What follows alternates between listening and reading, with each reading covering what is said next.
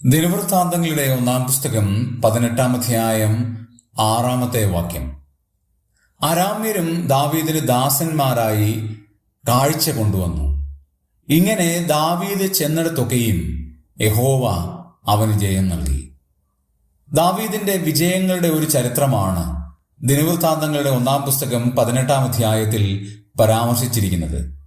അതിൽ എടുത്തു പറയേണ്ട ഒരു കാര്യമാണ് നാം വായിച്ചത്.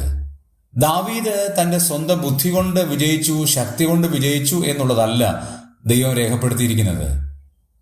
ദാവീദ് ചെന്നിടത്തൊക്കെയും യഹോവ അവന് ജയം നൽകി. ദൈവത്തിന്റെ കൃപ കൊണ്ട്, കരുണ കൊണ്ട്, ഔദാര്യം കൊണ്ട്, ദൈവം ബലം കൊടുത്തതുകൊണ്ട് വിജയം വരിച്ചു എന്ന് ദാവീദ് പറയുന്നെങ്കിൽ, അഭിമാനിക്കുന്നു എന്ന് വരികിൽ അത് എത്ര ശരിയായ കാര്യമാണ്. നമ്മുടെയും ജീവിതത്തിൽ നമ്മുടെ കഴിവ് കൊണ്ടോ ആരോഗ്യം കൊണ്ടോ ബലം കൊണ്ടോ നാം നേടി എന്ന് പറയാൻ കഴിയില്ല. എല്ലാം ദൈവത്തിന്റെ ഔദാര്യ ദാനവും കൃപയും ഒന്നുകൊണ്ട് മാത്രമാണ്. ആകയാൽ സർവ്വമഹത്വത്തിന്റെയും ഉടയവനായ ദൈവത്തിന് സകല ആരാധനയും അർപ്പിക്കാം. ദാവീദിനെ കുറിച്ച് പറഞ്ഞിരിക്കുന്നത് പോലെ നമുക്കും അവകാശപ്പെടാം. ഇങ്ങനെ ഞാൻ ചെന്നിടത്തൊക്കെയും യഹോവ എനിക്ക് ജയം നൽകി എന്ന് നമുക്ക് പറയാം.